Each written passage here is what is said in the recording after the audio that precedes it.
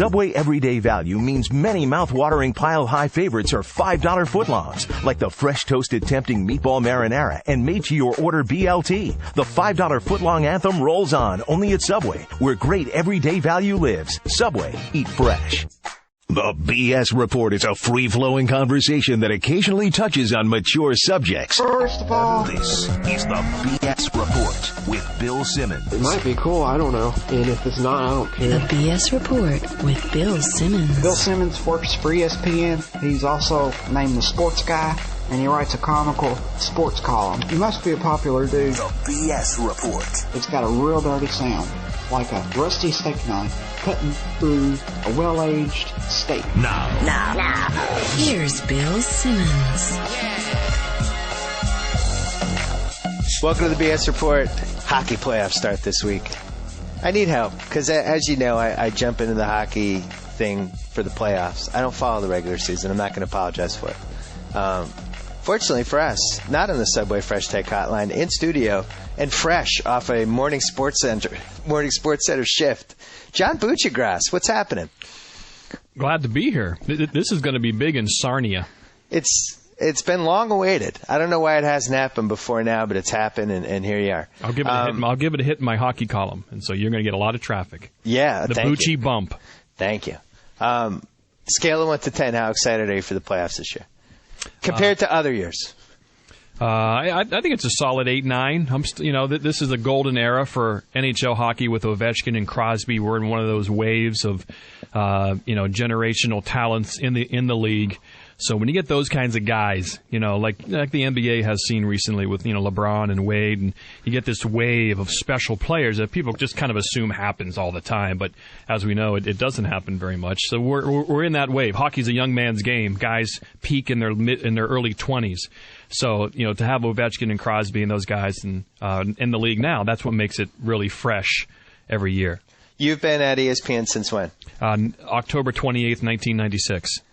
Okay. And you're probably not a ton of hockey guys on campus, I'm guessing. You're one of the identifiable ones. It's been a good niche for me, yes. Last couple of years, have you felt a little bit of shift? People talking more hockey with you, more casual fans? Yes, like I said, especially with Crosby and Ovechkin, we do. As you know, SportsCenter likes to focus on 2 or 3 guys and beat them over people's heads. Yes, and Ovechkin and Crosby are those guys right now. So at least we do, but at least we have those guys. The league got really old a couple of years ago before the lockout. You're talking Messier and Yzerman, guys in their mid-30s. The league was slow motion because of the clutch and grabbing. They gave the league a nice lube job. It got fast again and became a young man's game again. And when the lockout happened, did you think it was unrecoverable? No. I knew that the hockey fan, like the punk rock fan, is a small base but pretty intense. And it's an exciting sport. It's a great winter sport, especially it's a northern North American sport in places with dreadful weather. It's a good way to get through the winter, and those places respond. It's fun going to a game. It's fun to watch some fights. The Jumbotron's big, it's loud, and it's a good date night. So, I knew in places where it's cold, it will always do well. In places where it's warm, it won't always do well. It's a small base, but yet at the same time, the attendance numbers have been really, really good. Yeah. And if you compare them to NHL, to NBA, and you remove all the other stuff and you just look at the attendance and where it's going, it seems like the NHL is just in better shape. Yeah, well, the 3-point games help that because it keeps everyone in it until late. Only a couple teams are out of it by February. And because you get those 3-point games, everyone stays in it. And then the last few weeks, no one can get in because of the 3-point game. So it kind of works perfectly in that respect.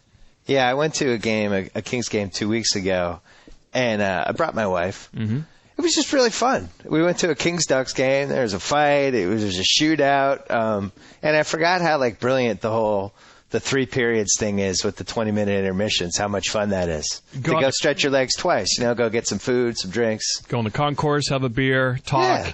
It's a great social game that way. The game is like it's like an Atlanta Braves game in the mid-90s. It's 2 hours and 9 minutes, so you know when it's gonna end every night, and it always ends in a win or a loss. It could go to a shootout, which is always fun. It has a little bit of that at the end. So yeah, it's a good time. Yeah, I mean, people were rooting for. I don't know if this happens all the time, but When it got to like 2 minutes left, I think somebody scored to tie it, and everybody was just rooting for the shootout at that point.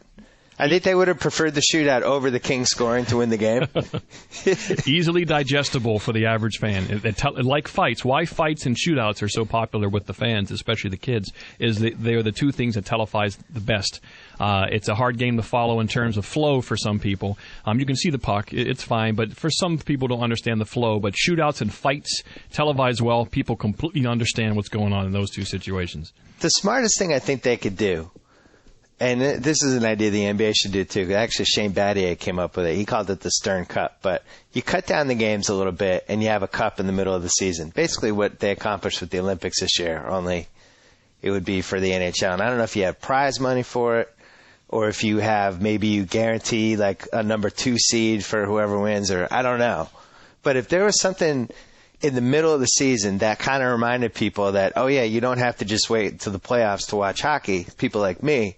Right now, all they have is that January 1st game, which is another brilliant idea that works. Mm-hmm. It reminds me that hockey's on and I should tune it in. Do you ever see an idea like that working? They have the All-Star Game, which is important for their sponsors, the people who write the big checks who can bring their kids to the All-Star Game and meet everybody. Everybody's at the All-Star Game in that regard. I guess, you could have some sort of, and because hockey is so international, you could make it, USA, Canada, Russia, Sweden, have, like you said, some sort of little international cup that way. Maybe even kind of, sell a bye in that year's World Championships, or if it's an Olympic year, give them a bye in the Olympic year if you really want to make them take it seriously. But I guess you could do a 4-nation cup type thing with something on the line, a little round robin over a week span. It's something they do really well in European soccer, because they not only do they have the normal season with the playoffs like we have, but then they have these other cups that pop up, and sometimes they'll even have teams from the English Premier League are playing teams from the Spanish League and all kinds of different wrinkles. Well, the World Junior Tournament's become so big. It's the NCAA tournament for hockey, which is held over the Christmas vacation. That's become so huge, they probably would not want to take away from that because with USA and Canada being the two top teams now in the world, occasionally Russia gets in there. That's such an exciting tournament with just what you're talking about. And it's too bad more people didn't know about it in our country, because it is absolutely phenomenal, Olympic-like hockey with kids, 16 to 20 years old. Is it televised here or no? It is if you have the NHL Network. They show all the games, but in terms of ESPN or a major carrier, no, you have to have the NHL Network, which is growing. I'm not sure how many homes, might be 50 million, 60 million, but it's getting there. I like the NHL Network, except they do such a bad job picking their classic games. Their wheelhouse should be people like you and me. We want to see the games from the 70s and 80s. Exactly. When I see a game, from 2004, I'm not going to watch. No, why would you? Yeah, I want to see guys without helmets playing hockey. Exactly. That's insane. I want to see Game 7, 1974 Finals, 1-0. Goalies who just drank on off days, never practiced because the equipment was terrible. Why would you practice when the equipment's terrible? They were horrible athletes. Now they're the best athletes. Now they're like triathletes with 1% body fat who can do splits on the balance beam. Back then, they were just cab drivers. It was you wonder why guys scored 90, 80, 70 goals, because the goalies were cab drivers. I think it's mesmerizing to watch those old games, because you watch somebody like Bobby Orr before his knees went, and putting him in those games with the people that you just described was the equivalent of, putting LeBron James in the 1950s. Without question. It was such like a talent, athleticism difference, and he would just skate around and do laps and go around the net. And well, the best story is when he dropped his glove during a penalty kill. He kept the puck for about 30 seconds. It was like raising Arizona when he dropped the diapers. And then at the end of the scene, he scoops him back up. Bobby Orr, for about 50 minutes, he has one glove on, and then he scoops by, picks his glove back up 50 seconds later, continues to kill the penalty against the California Golden Seals. But yeah, the league got really old, and then when they expanded to 12 teams, they get, as often happens, leagues get older when that happens. You would think they would get younger, but they get older because guys hold on, and then he just skated rings around them. Yeah. And then you look at a guy like Espo, who had 76 goals one year. Exactly. John Goodman on skates. Well, yeah. I mean, imagine Espo now. Is he even like a third-line center? I don't know. Big guys who have good releases around the net will always have a place, because still almost all goals are scored right around the front of the net, especially in the playoffs. So those guys can survive. All right. Well, we can all agree Wayne Cashman would not be playing today. Cash. That's beautiful. There's a bunch of guys. I don't think Mike Milbury's playing today. There's a bunch of guys. Yes, especially defensemen who couldn't skate. They just couldn't move back then. They were pylons, but now they can move. Has this Ovechkin-Crosby thing turned into a you have to be in one camp or the other if you're a hockey fan thing? Not so much because, as you know, it's such a parochial sport still. NHL people cannot appreciate other athletes like NBA people can. LeBron James isn't really hated by Laker fans or Celtic fans. In fact, they love going to see him play. But hockey people, if you don't like the Crosby and the Penguins, they hate Crosby and the Penguins. And if you're a Red Wing fan, there's no love for Ovechkin at all. All your love is saved for your team and your players and defending your players and your teams. So there's no appreciation unless the guy's on your team. Very little. Although, again, people do love watching Ovechkin play, and he does bring them to their feet. And I guess maybe more of the hate is reserved for Crosby right now. But, yeah, they're pretty personal when it comes to their fans. Well, imagine if the U.S. goes and wins that gold medal game. Crosby, the breakaway, about 3 minutes left. You could say maybe the guy made a great play poking it from behind. But still, he basically blew the breakaway. And hadn't really been that good in that game or the game before they lose that game. I think he has a whole different level of pressure going into this playoffs, right? He might because it's been a tough year for Canada. I mean, if the Senators lose to the Penguins and the Canadians lose to the Capitals, and somehow the Kings beat the Canucks, there are no teams left in Canada. That's and if there was no gold medal game, that is Armageddon. That's hockey Armageddon. So they do have the gold for the rest of this year to live by. But he's been so good for Canada, World Juniors, Penguins, and now this. So I don't know if it would have been a big deal, but it certainly cements him. Yeah, it's interesting. The lottery, we were taping this on a Wednesday. It's running Thursday. The lottery was last night. Yeah. Edmonton won, and the Bruins finished second with Toronto's pick. So really it was an Edmonton-Toronto 1-2 combo. Dark day for Canada. It is. And, Montreal doesn't really have that big-time marquee player. The Maple Leafs are trying to get them. Ottawa's, they're a real local team. Calgary missed the playoffs. They're a mess. Edmonton's an absolute mess. And so it's really Vancouver's Canada's one hope right now with Roberto Luongo, who himself didn't look great in the Olympics. And he's is probably more pressure than Crosby because he plays in Canada and he's Canadian. So there's a lot of pressure on Luongo. He's like trying to carry the whole country through the postseason. Well, I judge almost all my sports experiences by emails that readers send me. Yeah. And the last 2 months, all of a sudden I started getting emails about the Sedin twins. And check out this clip. Have you seen this on YouTube yet? And then I think 3-4 days ago, one of them had a hat trick and 3 of the goals were highlight goals. One of them was spooky. It was off a face-off. One of them won the face-off, went to the defenseman. He passed it back to the guy who won the face-off, who kind of knew where his brother was, even though his back was to him. Yeah, I know you saw it. I'm describing it for the listeners.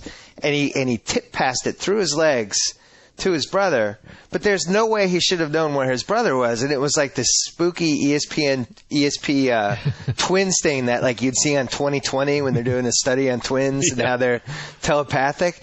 It was creepy, and that kind of got me excited for the Sedin twins in the playoffs. It is fun to watch them because that happens every game. When they go on the ice, it's like that. They just know, obviously, playing with each other forever.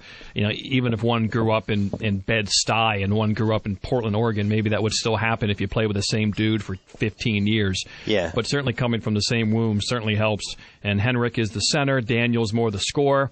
And Henrik won the scoring title, and Daniel got hurt this year, and some think he'll win the MVP over Ovechkin and Crosby this year. Yeah, they really believe he won the scoring title, and with doing real well with his brother out, and maybe just for a little change of pace, is it Henrik Sedin starting to get a little grassroots campaign for his MVP pick. They were considered a disappointment till this season, though, right? Well, no, they've been. I wouldn't say that, and they've had a not the greatest playoff career.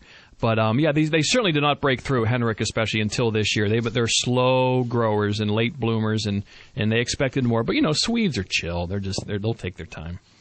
Yeah, where do they rank in the Swedish pantheon? I constructed, in fact, I'm working on a music video for a song I constructed called the Håkan Hanukkah song, in honor of Håkan Lube and Swedish-born hockey players. So I got all the lyrics done. We're gonna shoot a video. We're actually going to record it and then shoot a video, and I'll put it as a link onto my column. And it's the Håkan Hanukkah song, and it's for Swedish hockey players. So they certainly make the cut for the final song. Are you going to show Boris Salming getting slashed by a skate and bleeding all over the ice for 20 minutes? James Woods lookalike? Swedish James Woods. I'm glad you brought up Hawk and Lube because I think, when did he play, in the 90s? He played for the Flames late 80s. When they won the Cup in 89, he was on that team, and he kind of went back to Sweden early. Now he's a GM. Over there, the Swedish Elite League, which is my favorite name for any league. The Swedish Elite League. That's so many connotations. It really does sound like a porn series. I mean, let's be honest. I remember being in college, though, and just enjoying the living hell out of Hakan Lube anytime somebody said his name on Sports Center. Well, people ask me for a fantasy hockey name. I always say Hakan and the Lubes. You just can't beat Hakan and the Lubes. And it's good for intramural hockey, too. It was really Hakan Lube and Rusty Kuntz. Were the two go-to Sports Center. Anytime it's said, you just start laughing, guys. Joe Mead, we can keep that. Joe Mead? So, yeah. All right. Thanks, Joe Mead. All right. So let's go on the East, or some people like to call it the Wales. Eastern Conference. What do you think? I think the Capitals are going to roll right through, like the Cavaliers are going to roll right through. Although they're better than the Cavaliers in terms of overall how they relate to each league. I think the Capitals are primed to steamroll right through the Eastern Conference. The Penguins' goaltending's dicey. I don't know how they won last year. The Penguins shouldn't have won last year. They have no scoring wingers, and luckily the Red Wings were a bit beat up, I think. But again, the brilliance of Crosby and Malkin. You have two guys like that, they can carry you, and I guess they could carry you this postseason. And they have gamers, and they're tough. But Marc-Andre Fleury hasn't looked quite good, so I really think the Capitals are going to steamroll through the East. The Devils certainly have the numbers to do well. Since the lockout, every team that has won the Cup scores lots of goals. That's the first thing I look at. They are all high goal-scoring teams since they stopped the clutching and grabbing. So certainly any team that can't score, I'm a little worried about, like the Devils. So a team like the Capitals, who score a lot and prevented goals, I just think they're going to win like sweep 5 games or something like that. Wow. Yeah, I really do. You sound pretty definitive. Yeah, I do, which is surprising in hockey because, the goaltender changes everything. When you have a guy in front of the net, that can change everything. They can go crazy, and they can pull a Kenny Dryden or a Mike Moffitt for those Bruin fans out there. And a guy can carry a team for a few series, or vice versa. Jose Theodore can lay an egg. So he was hit by Ovechkin in practice Tuesday and went off holding his eyeball. So we'll see if he's able to play, but he's getting the start. Steve Penny was the worst one. Steve Penny, yeah. Because I think right after that game, he immediately just started working at like a 7-Eleven and was never seen again. The Dryden one was the one, I was only like 2 when that happened, but that was the one that, how old are you? I'm 44. Oh, you're even older than me. Yeah. When I was growing up, the Dryden in 1971 was the one they always went to as the go-to hot goalie, just destroying a much better team reference. Well, I was 5 years old. The Bruins were as big as the Red Sox were now. They were so popular. My dad, it was in his late 30s. He listened to every Bruins game. I grew up in western Pennsylvania, eastern Ohio, and WBZ came in clear as a bell. Now I can't get it in Hartford. But back then, WBZ came in clear as a bell, and he listened to every single game on the radio at night. And when they were in Pittsburgh, would drive to Pittsburgh and see a Penguin-Bruin game. And so that's how I became a hockey fan, just those teams and those years. And, when they lost, it was like just a tragedy. When I went to a game, when the other team got the puck over the red line, I started to get nervous. And until my team got the puck out of the zone, I was finally stress-free. And then I was also depressed at the 10-minute mark of the second period because now the game was more than half over. And I started to get depressed and rooted for games to last forever. That's when I hear this debate about baseball games and other games lasting too long. I say, geez, I wanted games to last forever. The first sporting event I ever remember watching, which is weird because my dad got season tickets for the Celtics 73-74, and I went to some of those games but don't remember anything. But the Bruins-Flyers Stanley Cup Series is the first thing in 74. But that Bruins run, I still got like 2 years at Orr before his knees went. But then O'Reilly came in and all that. So, they really were bigger than, in my opinion, definitely bigger than the Celtics, bigger than the Patriots. It was neck and neck with them and the Red Sox. It was so theatrical. Like you said, even though they didn't win with the O'Reilly teams, they were so much fun to watch. And there was a bit of a lull. Then Neely and Bork came in and just caught right up within it again. It went all the way through when I was in college, and this is why I faded out. I've written about this before, but they just got cheap. And it got cheap to the point where I feel like it cost them at least one cup. It's unbelievable when you look back at those Neely Bork teams that they didn't win a Stanley Cup from 88 to 92. No salary cap. Have to win one of those years, and they just were too freaking cheap. And I really took it personally. And also, hockey, once the Devils in 94, once that stuff started, now I feel like, at least for the playoffs, I'm getting sucked back. And, watching, I think the Olympics was really helpful this year because even like watching like a team like the Kings, you say, hey, Jack Johnson. That's right. Hey, I know him from the Olympics. That's right. Hey, it's Ryan Miller. And this was the first time that I felt like the Olympics really worked for them in their favor. I don't remember it being as water cooler as it was this year in 06 or 02, do you? No doubt about it. No doubt about it. And it certainly helps in North America, although certainly it was in Salt Lake City before. But a lot of those guys, again, it was an older league and older teams, and they knew everybody, and it wasn't that much of a buzz. But again, with Crosby and just having that star surrounding anything, it makes everything look better and feel better because there's more of a villain aspect. And I don't know, it was a good Olympics too. The Olympics have kind of come back in some ways, which has been nice. I agree, but as you pointed out, having these games live was a gigantic help. Yeah, and that's why the NHL doesn't want to go to Russia in 4 years. They really don't because these games won't be live or 2 a.m. or 6 in the morning, and I know they don't want to go, but the players want to go and the fans love it. So that's tough to say no to your players and your customers. That's a tough one for Gary Bettman to say no to. They should look at what happened with the 2008 NBA. They go to China. They're showing the games at 2:33 in the morning. Nobody even saw the gold medal game. Mm-hmm. I wrote a column about it for the magazine just because I felt like nobody had actually seen the game. People just knew we won, but nobody was talking about it, and the game was on at some weird hour in the East Coast. I think it was middle of the night. I don't think they should go. I think it's stupid to go to Russia. Just come up with some cup here to have, like what we talked about earlier. Just come up with your own thing. That could be at a normal time. Question. Ovechkin and Crosby, obviously 1 and 2 in some order. Who's number 3? Is it Sedin? Wow. Well, just this year with an amazing... that's a great question. Pavel Datsyuk in Detroit would have to get a lot of consideration with winning Stanley Cups and being an amazing offensive player and a good two-way player and a good face-off guy. He's real close. Of course, it's like football. These positions are so different. A center is different from a wing. Crosby has so much more responsibility than Ovechkin because he has to take face-offs and play more defense. And certainly a defenseman is different than a goalie and everything. So, but in terms of, I think Pavel Datsyuk would have to be real close. He's had a good run. And Henrik Zetterberg. That's why they're good every year. There's no Bobby or Ray Bourque type right now? Drew Doughty is close for the Kings. Close, but not there. No, not quite there. And, so, Nicholas Lidstrom's 40 years old now, so he's kind of out of that top 3 discussion now for defensemen. And so I think Doughty has a chance if he's serious and really wants to be the best, he can become the best. All right. What about the Campbell Conference? The West is tough. The Red Wings are coming on strong, but you just don't know if that's a regular season thing. They still have scoring issues. They lost Hossa from last year, and they were really loaded last year. How they didn't win it really is amazing. They got a rookie goaltender. But I've been big on the Blackhawks all year. I've been big on a Blackhawk.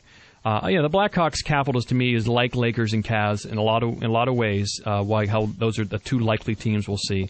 They are loaded. They're tough. Joel Quenneville has a beautiful mustache. It's majestic. I dubbed it the Q stash last year. In fact, I interviewed the Q stash at one point in one of my columns, and it's really good stuff. And Jonathan Taves is one of those Steve Yzerman type of young leaders who just has it and gets it, and just a hockey player through and through. Kind of has a Ray Bourque aura about him in terms of respect and talent and ability and big game stuff. So I really think, I know they have goaltending issues. They have a rookie Finn in net, which is always dicey. And but I do think the Blackhawks, if they get healthy, get Brian Campbell back, they got great defense, and they have a Drew Doughty type player in Duncan Keith, who's they're very similar. So I still think the Hawks, if they're healthy, will get there and play the Capitals. Why is hockey the only sport where the players have realized the entertainment value of mustaches? Why isn't baseball realized? You'd think there would be some fourth outfielder in the Tigers who would realize baseball players this. are so not ironic, as you know. The hockey players are pretty interesting, and they're international. They travel the world. They play with a bunch of different guys from all over the world. And like I said, they play in tournaments in Quebec. They go to Sweden when they're 10. They go to Denmark when they're 12. So they've been around. So they see the world, and they're not kind of sheltered in Central Florida playing baseball 12 months a year for 18 years. Are you calling baseball players dumb? No, I didn't do that. I just said they're not ironic. You're calling them limited intellectually. Just not ironic, don't you think? No, listen, I agree with you. If you're going to do the hierarchy, I think baseball has to be last, no matter what the other order is for the rest of the guys. These guys, they go from high school, and then they're in East Bumscrew, Oklahoma. And then they go from there, they go to like, not even like a good part of Nevada, like not Las Vegas or not even Reno, and like the fifth worst city you could be, or fifth town you could be in. It's just not a good way to spend your formative years. No, it's Waffle House and Applebee's, and that's, Pretty much. That's why I like Sugar so much, because it really gave you a window into especially if you're a foreigner and you come into this and you're, in Kansas somewhere, you're, pretty big obstacle. Just eat blocks of sugar? Is that what? Yeah. Do you think we're ever getting back hockey?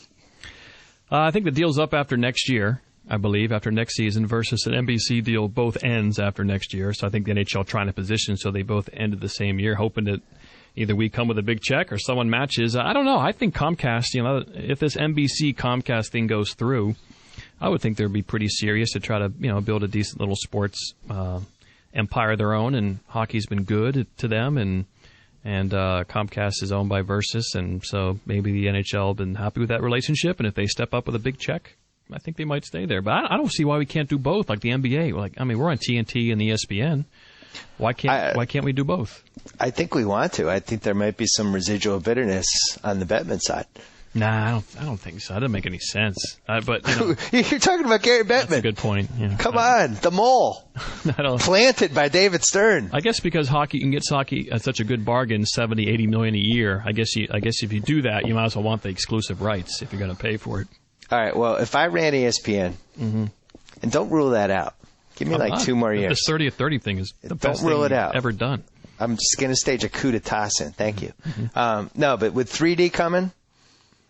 What's the best sport for 3D out of all the sports? Wow, yeah, certainly a goal cam for hockey. It would hockey in 3D would be absolutely astonishing. To see a slap shot come in a goalie cam or a net cam. Yeah. Wow. Football's whatever. Yeah. Football looks great, blurry black and white. Basketball helps a little, not that much, but man, you could do some stuff with hockey. Yeah.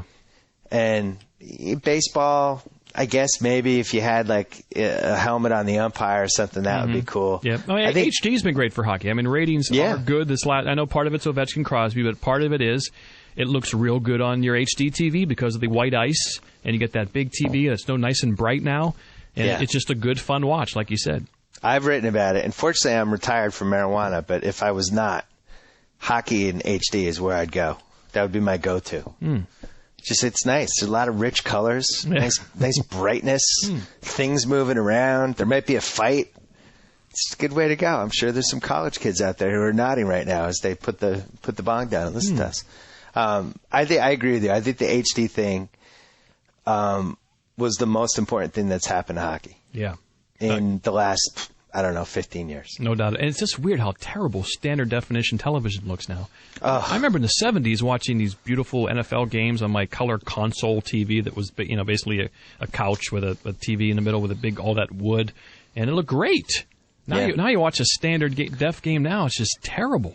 Well, I don't understand why did it get worse? My beloved Kevin Durant team, that I'm not allowed to say their real name, some of the teams, they have better cameras than others. Mm-hmm. And Durant's team, of course, because God forbid their owners ever didn't rake in every buck they could. They're using cameras from like the 60s. Mm-hmm. So you watch their games on the NBA package, and it's like, legitimately blurry. But then you watch the other teams, but it's the same thing. I just get mad. It's like, come on, it's 2010. Do we even need the standard channels anymore? Can we all just have HD at this point? That's what's great about the NHL Center Ice package. You watch like an Edmonton Oiler game, and first of all, the cameras, again, from the late 70s, and they'll show local hardware store commercials. The commercials are phenomenal for some of these Canadian markets. It's just great. Like a mom-and-pop tricycle fix-em-up store, and right after a Wayne Gretzky Ford commercial. So it's great. Yeah, especially like if it would be like Edmonton. Come on down to Bob's Barbecue. Exactly, and that they actually have ads like that. They looks like an SCTV skit with John Candy, and Pete Flaherty and all those guys. Are you a draft guy or no? Love drafts. Love every draft. All kinds. Every draft. My dad was all giddy. He wanted the Bruins to get in the top 2. Yeah. Because he claimed there were 2 franchise centers or 2 franchise forwards, whatever. There are. I could have, I just assumed because it was the Bruins we wouldn't get into the top 2. And yeah. We actually did. It was chalk. It was chalk. The draft lottery for the NHL was chalk. And also, it was good that Edmonton won number 1 because, I don't know, we're all rooting for Edmonton, right? Nobody's against Edmonton or Buffalo. Those are the 2 teams we want to keep, and we want them to do well. Yeah, they're going to build a new arena soon. It was great getting the top 2. Plus, I think 2's better because then it takes the pressure off because these 2 guys up there, Tyler Hall and Taylor Seguin, are so equal that the one's a left-handed shooting centerman, one's a right-handed shooting centerman. They both look like hockey players and sound like hockey players. Both will probably be able to play next year. We'll be able to step right in. I mean, the Bruins will have too many centers. They'll probably have to make a trade. I mean, they'll have Savard, Bergeron, and Krejci. And I'd trade Bergeron. So I would too. In fact, I propose a Bergeron to L.A. deal involving Jack Johnson because the Kings are going to have to extend Drew Doughty soon. He's going to be a $7 million player. And they're going to have cap concerns, and I don't know if they could afford Johnson, but have a second-line center behind Kopitar. And then, obviously there might be other draft picks to even the things out as well. I would think that kind of deal would work really well for both teams because the Bruins need a young athletic defenseman. He's a perfect Bruin because he's tough and he's a good personality. He's funny. Jack Johnson's got a... And I thought good musician. I thought, excellent on the Curious George soundtrack. And I think that would work. But yeah, I mean, if they draft this center, now they have all kinds of centers, and I would think they would have to make a deal. Well, it's a 2-person draft, and then it's the rest of the draft, so they'll get one of those 2 guys. Yeah, no doubt. I'd be lying if I said that I didn't go on YouTube last night and YouTube both of them for about a half hour. The guy Taylor Hall scored like the winning goal in some junior championship Memorial Cup. That's their big cup up there. And did this whole he ran across did the step and then skidded across the ice, and then his teammates jumped on him. I kind of liked him just for that. He looks like, if you look at him when he gets interviewed, he looks like a player. He looks like a person who's constantly trying to figure out an algebra problem. That's what his expression is. It never changes. Like he's looking at an algebra problem on the board that he has no idea, and he's always trying to figure out what the heck it means. That's how he always looks. The fact that the Bees are in the top 2, I might have to do another NHL draft diary. I had so much fun the last time. It was great. That was epic. At least do the first 10 picks. After that, it gets pretty tough. Then you get the terrible jackets and stuff. The bad clothing. So good. I love Canada is great. Canada is really about 50, and I think even they would admit this, and everybody knows I love Canada, so they're not going to take this personally. It's about 15 years behind for the most part. Well, Ray Ferraro used to always say, he had this coach when they flew into Canada, all right, boys, we're entering Canada, turn your watches back 15 years. That's what he would say. You go to Vancouver, and it's like, it's Hot Tub Time Machine. But, watching that draft, the telecast, or like that award show that they do where they hand out the awards, it's really out of 1993. Like, you could have the Sklar brothers doing commentary and pretend that it actually was in 1993. But I'm very excited for the Bees to maybe finally get a franchise guy, because Thornton seemed like he was going to be the guy, the next guy, and it just didn't work out. Seemed like the perfect Bruin. But for some reason, every decade or so, we get a chance at one of these guys. Yeah, it goes back to Gord Kluzak. We took it in the Brian Bellows draft. And poor Gord Kluzak. Yeah, that was a tough one. Hey, at least he's on Nesson now, on the pregame show. The one thing about Gord Kluzak is apparently his locker room prowess was legendary, if you get my drift. So I always respect his career didn't work out, but he always had that going for him. Which is nice. He went to Harvard, too. Yes, he did. Yeah, we had some bad luck with some of the, Levier was, Yep, another tough. Obviously, but to only get, when you think about it, to only get 8 years out of Bobby Orr is kind of outrageous. Yeah, it was. Well, it was 9 years, I guess, but, just not fair. All right, John Buccigross. You want to plug Morning Sports Center? Well, it's morning for you, but for the East Coast people, it's noon to 3. Listen, I'm the only one that matters. So as far as I'm concerned, it's Morning Sports Center because I see you at 9 o'clock. Yeah. It's great. Weekends off, dinner off. It's perfect. So when you do 12 to 1, and then you're basically doing the same show over again unless something happens. Yes, I would 70%, but we do some elements only once during an hour. We had Mel Kiper today in the final hour to talk about the Brendan Marshall trade. It's not like watching the Morning Sports Center, the morning Sports Center from LA, where it's an identical show for hour after hour. We change it up a bit. I have an idea for you because we talked about how mustaches make the NHL players stand out. Mm-hmm. None of the SportsCenter male anchors have tried to differentiate themselves either with facial hair or wardrobe. Like, for instance, what if you just started wearing Miami Vice suits? What would they say? Would they tell you not to wear like a white linen suit? Yes, they would. They would? They would say, listen, you can't do that tomorrow? Not when you're doing a Ben Roethlisberger reader. You know, that would be tough to pull off. Oh, man, that makes sense. Yeah, once in a while you're just doing one of those things, and then you gotta make sure your hair and everything are. But you're right. That's one reason why I took the glasses off when I worked the night shift, because you got Scott Van Pelt and John Anderson and Neil Everett when he was here. There was too many glasses, so I wore my contacts. And now that I'm in the afternoon, I feel like I have more, since I'm sitting next to Chris McKendry, who won't wear glasses, that look like my buddy Holly Elvis Costello, special. Yeah. And the funny guy on the Daily Show that I always forget his name, John something. Not John Oliver, but the other guy. But he's on once in a while. He has the Macintosh commercials for the Mac computer ads. Right. He's the Mr. PC or something. But John Hodgman. Yes, John Hodgman. Those glasses. I know she won't wear those. So now I have freedom to wear these glasses. So that's the one accessory that you can go to as a male anchor on SportsCenter.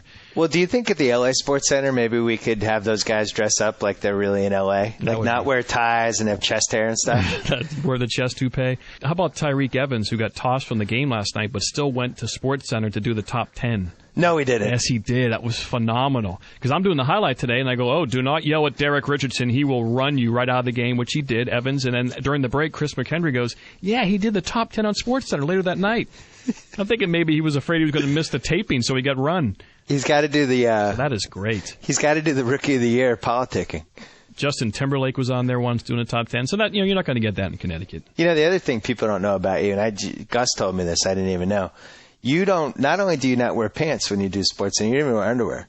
Mm-hmm. You just go naked from the waist down, which I didn't even know that was legal. That's why I do the lunges. That's why you have such a happy look on your face all the time. Have you wear jeans? No, I wear a full suit because this show we stand up and walk around a lot. Oh. Back in the 11 o'clock SportsCenter, I would just wear jeans because we never stood up. Because the first time I went to visit Gus was like 1997. Yep. And I was like, the fact that like Dan Patrick, or it was one of them, I think it was either Dan or... Yeah, Dan wore jeans and untucked his shirt so it wouldn't get scrunched up. So walking through the studio, tennis shoes, jeans, untucked shirt, sit behind the desk. It was mesmerizing for me at the time because, you just know what you see on the TV, and to see these guys and find out that they're not wearing a suit. My first mesmerizing ESPN moment was when I came for my tryout. When you come in, you do a 15-minute SportsCenter, then you go have lunch with Al Jaffe, and then you interview with 3 executives. And I was sitting there writing my pretend SportsCenter that I would go do, and Charlie Steiner was like 2 pods over, and he swore. I thought that was the coolest thing. Wow. I was like, wow, Charlie Steiner just swore. He's the greatest. I saw him in Dallas, and he is like a real character. I'd like to see him back on the ESPN airwaves with some sort of late-night show. Like an editorial or something.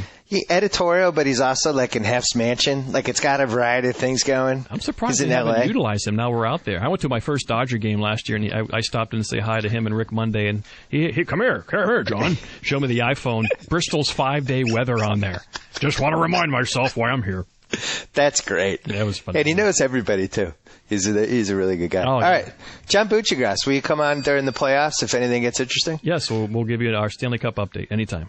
All right. And think about the Miami Vice thing. I understand the Roethlisberger hesitation and those kind of things, but maybe on a night where there's no breaking anything, maybe the white linen. I need something. How about a big Fu Manchu or like one of the mutton chops maybe? Boy, it would take me a year to grow a mustache. Maybe go mutton chop implants or mutton chops toupee or something. I may start to grow sideburns. I might try that. Do like the Brandon Dillon 1990s sideburns, just like the long straight ones. I had those in 1990. Bring them back. On Cape Cod, my first TV job, I had those. All right. Who are you rooting for, by the way? Obviously the Bruins, right? I root for my predictions. I make my ESPN.com. I made my predictions. Well, I picked the Sabres to beat the Bruins, so I'll be rooting for the Sabres. So you've divested yourself of fandom because you're in the sports media. I have. Since I started hosting NHL Tonight and meeting the players and covering everything and kind of that mid-'90s Bruin malaise you talked about, I've never recovered.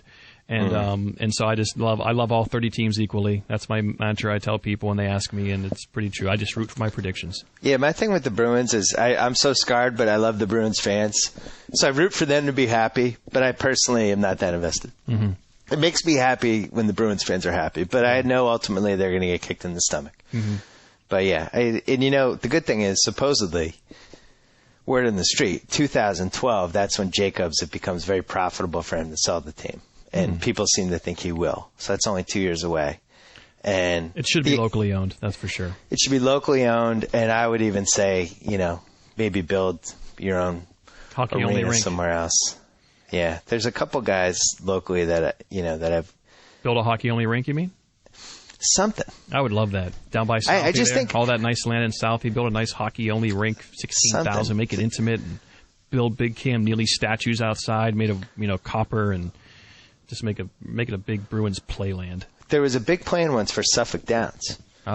And, a whole, a big-ass project that ended up not happening. But I think we all have to agree that the Fleet Center, they built it at the worst possible time to build a sports arena. It was before people kind of realized where sports arena is going. Yeah. So it's already dated. And it's in a section of Boston that, it's good, but parking, all that stuff, traffic, it's not ideal. Mm-hmm. I don't know. Maybe, who knows? But I wouldn't mind seeing them take another crack at an arena. Maybe go a little smaller, a little more intimate, something like that. I agree. But a new owner, I think, would go a long way. I know I'd be back. John Buccigross, thanks for stopping by the BS Report. Peace out, booyah. On the Subway Fresh Take Hotline, our old friend Dave Dameshek. What's happening? How are we, Sporty? I guess the better question is, how are you? You root for a team of felons and cover-up artists. Wait a second. I get an email Steelers. from you. I get an email from you last night. Say, let's talk about playoff puck. Well, what a stunner that you would go right into this to this sore subject for me. This is a dark day for me. You're the one who tweeted that you're ready for them to trade the man you once affectionately called Seven. Well, that's right. Now he's Roethlisberger to me. Would you? Wait, I mean, this is a rumor. It probably has no basis in reality, but the number one Rams pick and their number one next year for Seven. Absolutely, yeah. I've heard the same rumor, and I would definitely do that. Listen, I think I really do mean it. I hate to ascend up to Mount Pius, the moral high ground usually occupied by the puritanical media and, a certain segment of our society, but I have to do it. Listen, I would like a statement by the Rooney family of, a trade of Roethlisberger. If you can get a number one draft pick for him, fantastic. But even if it means you get nothing in return, part ways with this guy. It is clear. I don't care what the legal system determined out of this. It's quite clear now he's a scumbag, right? I mean, and how am I to root for him? We are not the Ravens. We are not the Bengals. This is the statement the Rooney family needs to make to the sports world. We are not the Cowboys. Yes, we want to win desperately, but not at all costs. We don't want to do it with a team of scumbags. We are the Pittsburgh Steelers. We're not just going to win, but we'll win the right way, or as close as we can get to it. I would love for the Steelers to do that. I'll take 2-14 this year with Dennis Dixon or Chaz Batch at the helm. Either way. Jimmy, do we have to bleep the word scumbags? I think we should just keep saying it. Okay. Now, Joe Meade, in a heartbeat, would trade his number 9 pick and next year's number 1 for the rights to have Big Ben Roethlisberger as his quarterback in 2010 in the Buffalo. I don't know if I want 7. Really? No. Oh, I'd take him. Come on.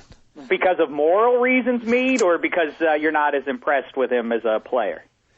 I like him just fine as a player, but for the reasons you laid out with the what the Rooney family should do for the Steelers organization, I don't want to see him go to Buffalo. I mean, really, wouldn't that be dynamite? Wouldn't that be a great statement that would last for all of time? That the Steelers are not going to tolerate nonsense. I think it would be great. And people keep talking about the provincial way of Pittsburghers, and they take this more seriously. I think that's overstated, but I do think it would be a great statement that we're not in. We have 6 rings in the city of Pittsburgh provided by the Steelers. We're not desperate like other teams are to get back to that place or to make a name for ourselves. Listen, we'll rest on our last 30 years of existence and stand by that. And in the short term, if we have to go 2-14, so be it. I got to make a point. Why did the Lakers trade Kobe in 2003 then? Under your logic, it's clear from the facts, all that stuff. I mean, if you look at the Kobe trial pretty carefully, he paid off the accuser before it went to a civil suit, and then he said after the fact, if you can look it up, you can read the statement online. He apologized to her for whatever transpired in the hotel room. He said it's now clear to him that his actions weren't, on the level or whatever he ended up saying.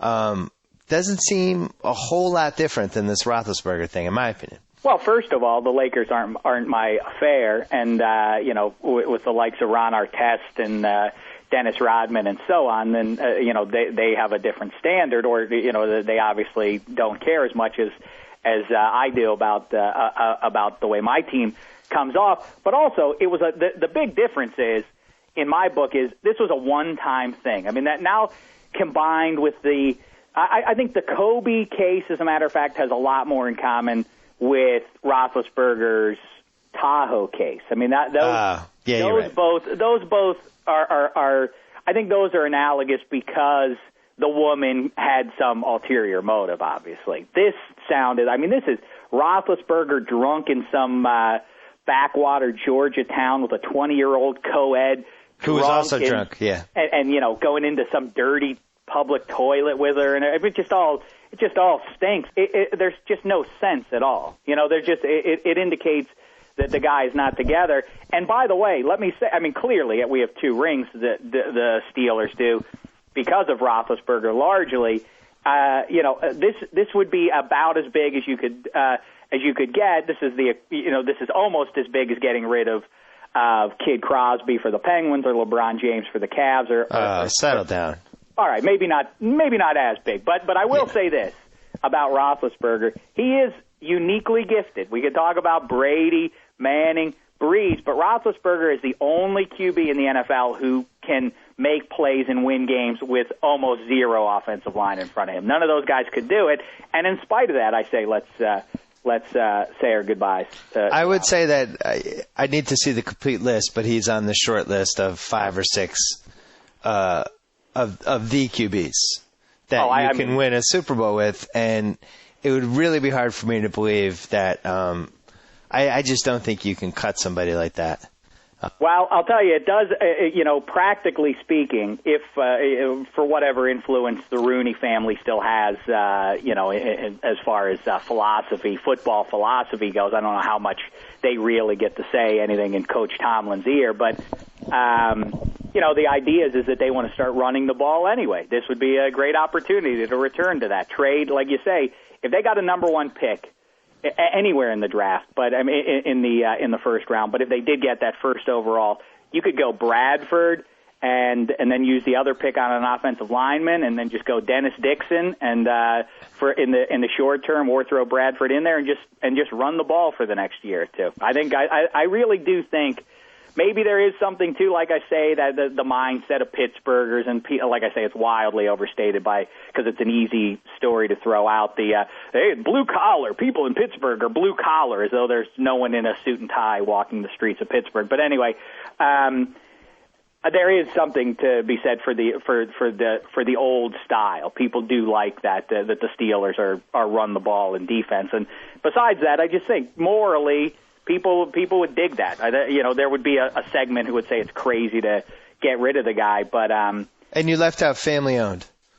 Well, by the way, though, you actually emailed me this separately, but there are definitely differences between Roethlisberger and Santonio Holmes' situation, but it does now create. Whether it's accurate or not, it definitely creates the sense.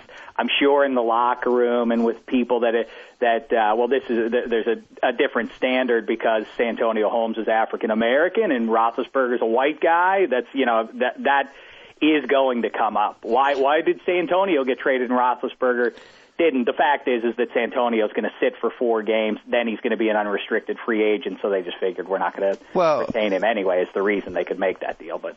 He's also a wide receiver and Ben's a quarterback, but if I'm an African American Steelers fan and I'm just looking at this, it doesn't sit right with me.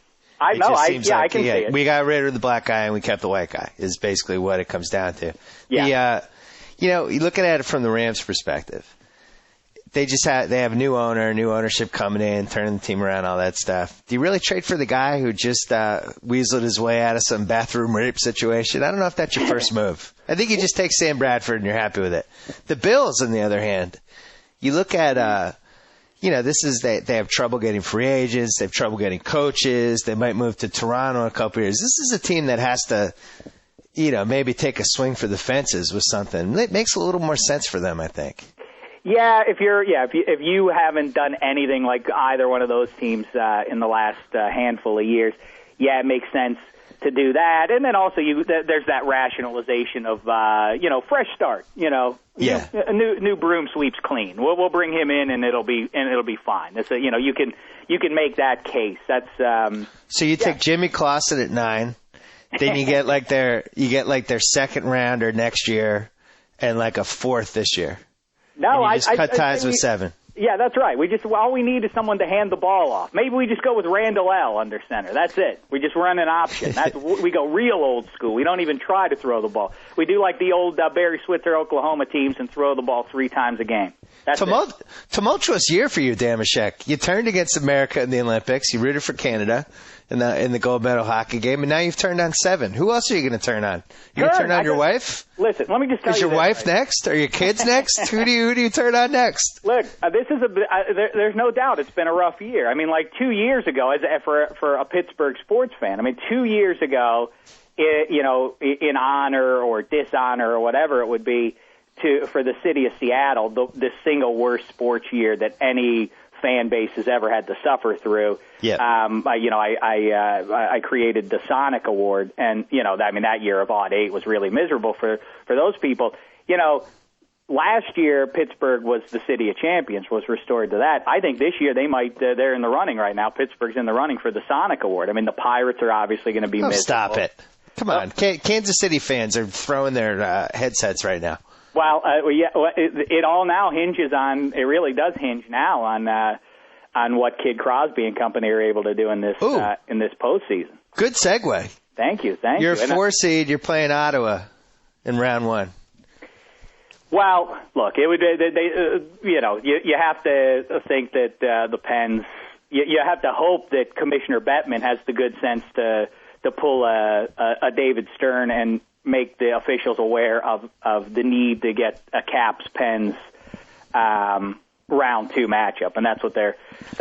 And that's in play because the Caps are the 1 seed, and right. I forget the NBA and the NHL do it differently. Is it set the matchups or is it lower seed? No, they reseed it. Yeah, so you hope for the NHL's sake, objectively, you hope that obviously you get Ovechkin versus Crosby again. And I think you will get that. The Senators are a rugged bunch and talented, and so yeah.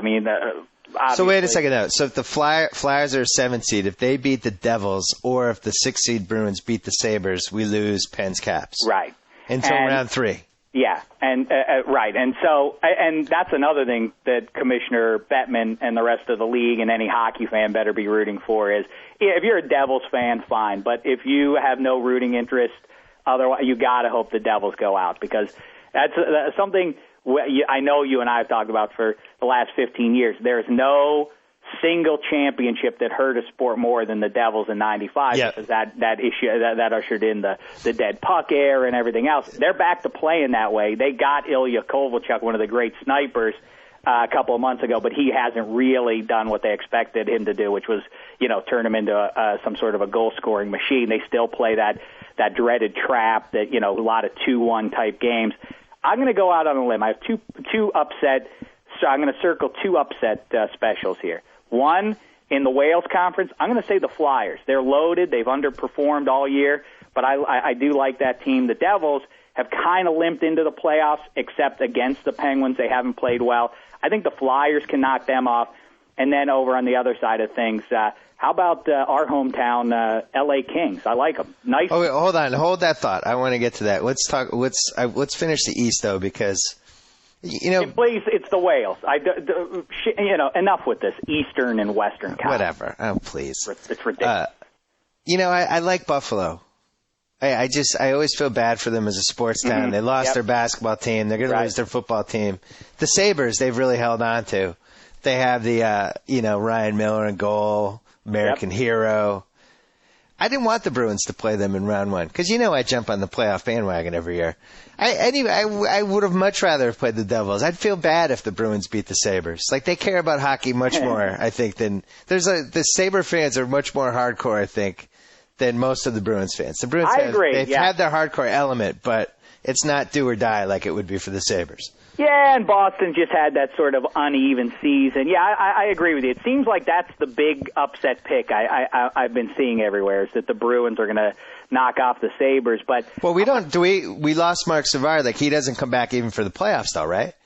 I don't think he's coming back for the postseason at any point. But your boy got revenge, Matt Cook. He got knocked out. Yeah, things came around. Karma. Yeah, I really couldn't help but think that there was some justice in that. So be it. Little All right. justice. Yeah, I mean, he definitely was. He was dirty more than once this season, so I guess he had that one coming. That was fine. It's on YouTube, and he got knocked out by somebody who was like 18 or 19. Yeah, Evander Kane, who was named Evander for Evander Holyfield. Actually, if you watch it closely, they keep saying, "Oh, he got knocked out with he got cold cocked with one punch," but in fact, Evander Kane drops a second one just as Cook gets to the ice and bounces his head off the ice. He got somehow rapid fire delivered another jab as Cook's head is getting to the ice. If you watch closely, it's pretty good, pretty impressive. The bigger story there is how great of a name Evander Kane is. That sounds like a fake action movie, Corolla movie. I play Evander Kane.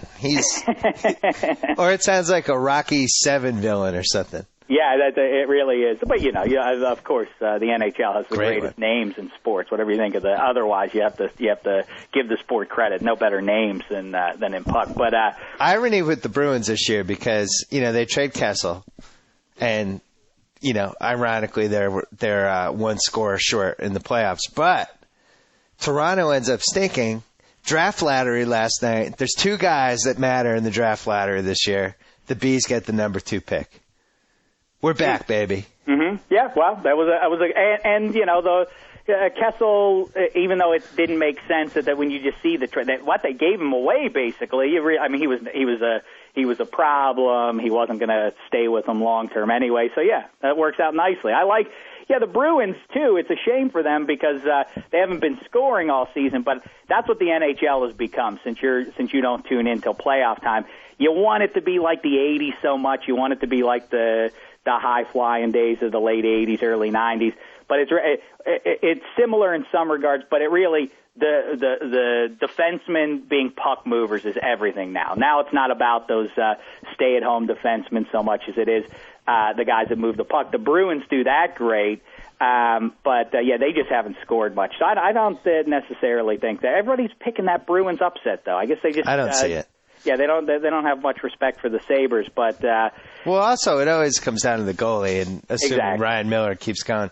I hated the Kessel trade when it happened, and it just reminded me why I stopped following the Bruins as intensely, because typical didn't want to pay the guy move. But in this case, it really sounds like part of that trade was it's not a bad thing to get Toronto's number 1 since they always stink, and right. And it kind of worked out. Like I feel like I owe them an apology. There's 2 franchise guys in this draft, and they rolled the dice and got one of them.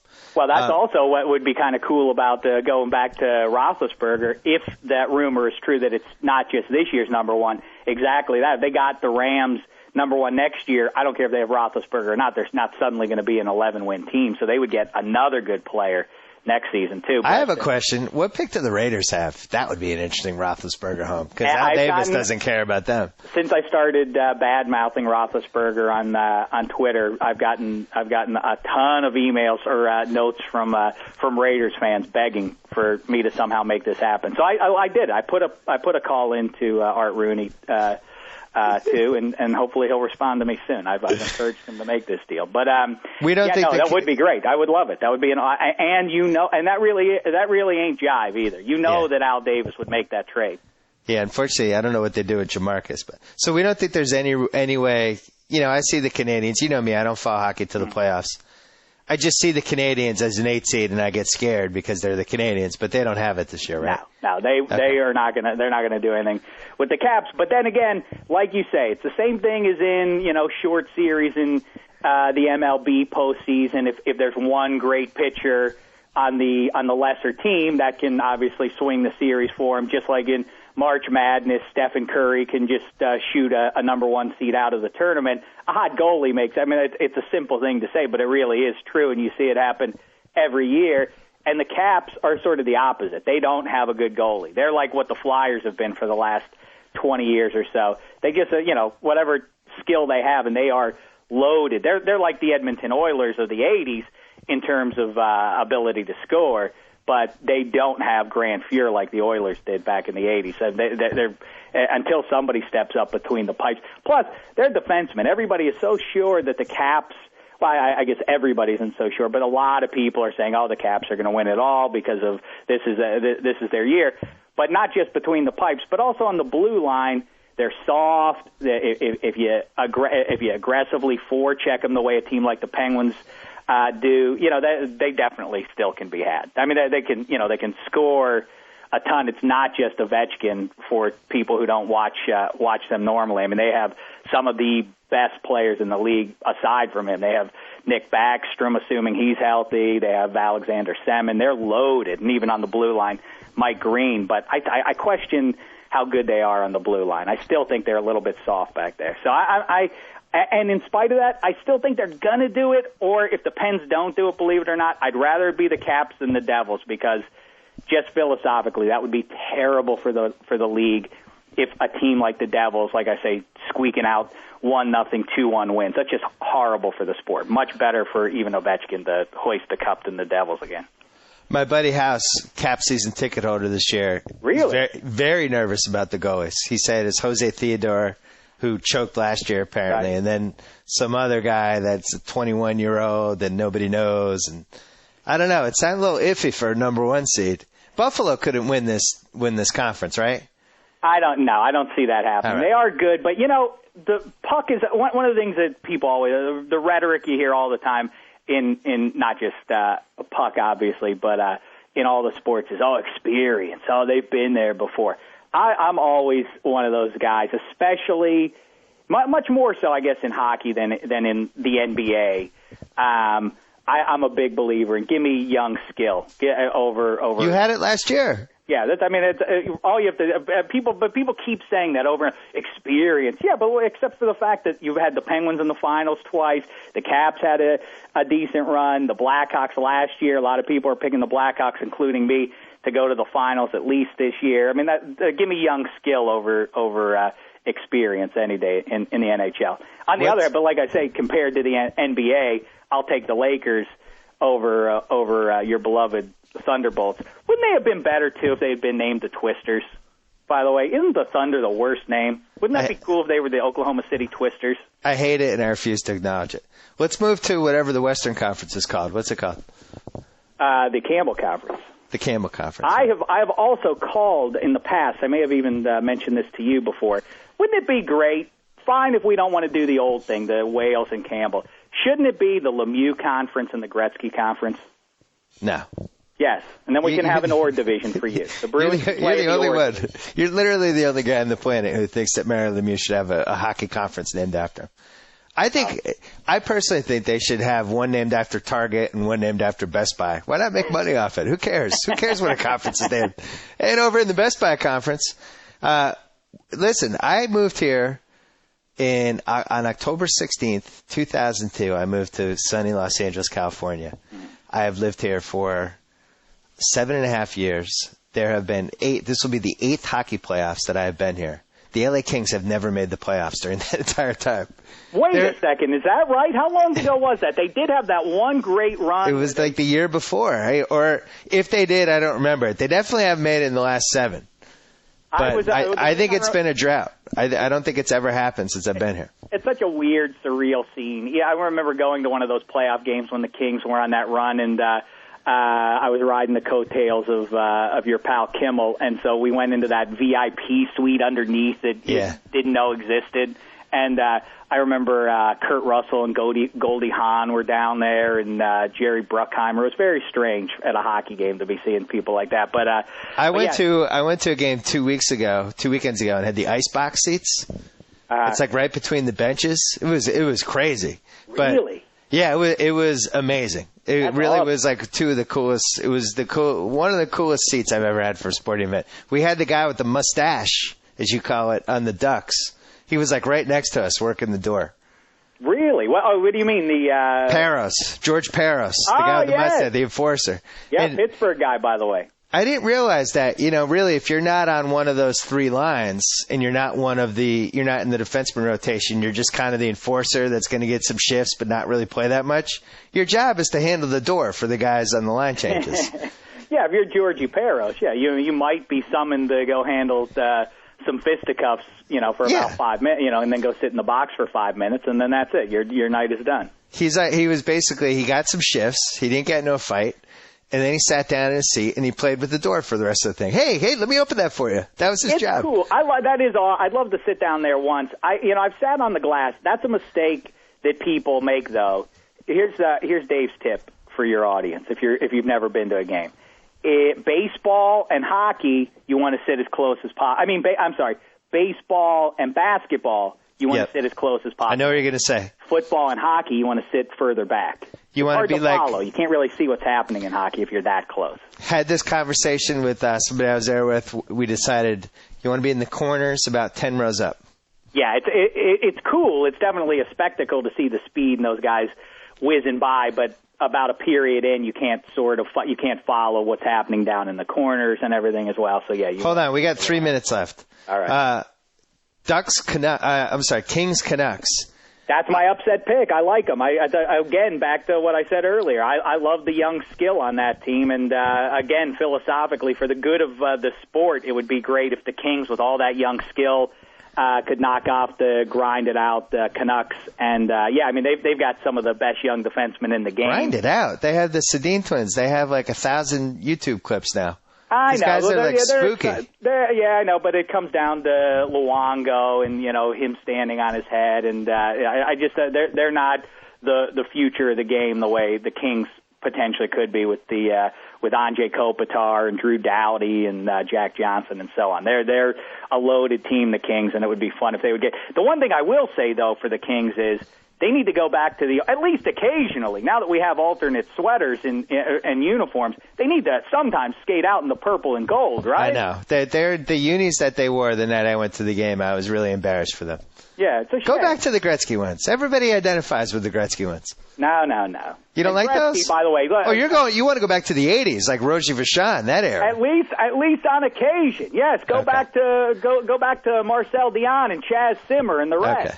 All right. Davey Taylor, But you mentioned Gretzky, and if we only now have 2 minutes, I would like to take a moment to say, the great one. Isn't he something? Well, look, he goes into Phoenix, takes over the Coyotes, gets behind the bench there. A playoff team when he arrives, they don't make the playoffs his entire tenure there. He shames the organization with, or at least his wife does, with the gambling scandal. He leaves, and now they're back in the playoffs. How about that? It's a great one, everybody.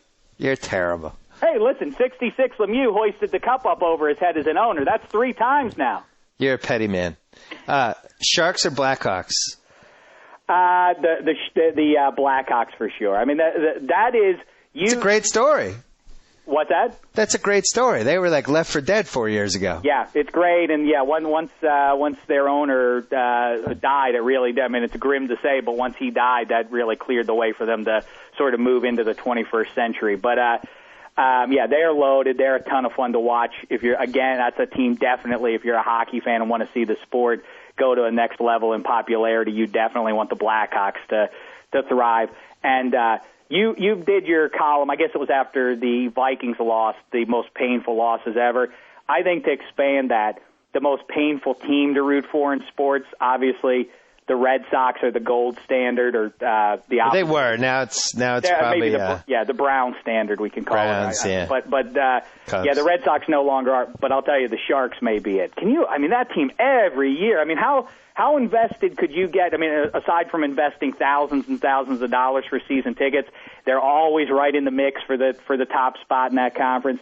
And every year they just flame out. They just sort of go. They don't even go deep. They just sort of fizzle out come playoff time, the Bach off between the pipes, your old pal Joe Thornton and company, they just don't show up in the playoffs. I'll take the Hawks and And so I'm going to say.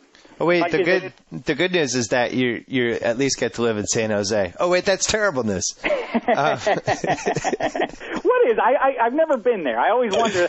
People included the Sharks as a Bay Area team. I don't know if that counts. I can't remember if Sacramento is the poor man's San Jose or if San Jose is the poor man's Sacramento. But either way, it's insulting to both parties. Yeah. So let's say for the good of the sport, let's say Hawks and Caps. Obviously, I'll say the Hawks to win the Cup because I'd prefer to see that over Ovechkin and company hoisting. But so Hawks Penguins or Hawks Caps is ideal. Hawks Sabres would be fun just because it's Buffalo and everybody remembers the goalie. That's not an awful series. Yeah, but the best definitely the best you could do is Hawks. Forget about the Red Wings. People people recognize the name and everything, and they have played well of late. But it's time for some new blood. Let's hit. How about a little Kings Capitals, West Coast, East Coast, maybe. Well, yeah, good. I don't think the Kings are going that far, but yeah, no. Listen, that'd be a lot of fun. But the other thing with the Caps, Obama goes to a Stanley Cup final game, right? Oh yeah, wow. Well, and maybe he takes a shot. He couldn't look any worse than he did throwing out that first pitch. What a shame. What a shocking disappointment, right? He's wearing like a 40-pound bulletproof vest, though. Well, cut him some slack. W was able to throw a strike. Listen, that's the greatest moment of his presidency. We have to go. That's not that's not good news. But I was disappointed to see that out of Obama. I thought Come back during the NHL playoffs, and also a little plug for your podcast on the Adam Carolla Radio Network, Daves of Thunder, with your friend Feeney. My buddy Jeff Gallo really enjoys it. Oh, really? Yeah, it's lots of fun. Yeah, me and Feeney, Daves of Thunder, AdamCarolla.com, and hit me up on Twitter if you wish. Dameshek is the name. All right. Talk to you soon. Thanks, sports guy. Hey, Bill, just to put a bow on this one, looked up a couple things from the show. Yeah. The Raiders have the 8th pick in the NFL draft, and the LA Kings have not been to the playoffs since the 01-02 season. Oh, should I mention that at the tail end? We could do that. Are you still recording? Yeah, we just did it. Oh, well, there you go. All right. One last thing on Friday, we have somebody coming on that I've always wanted to have come on. And I'm very excited about it. And that's all I'm going to say. Until then. So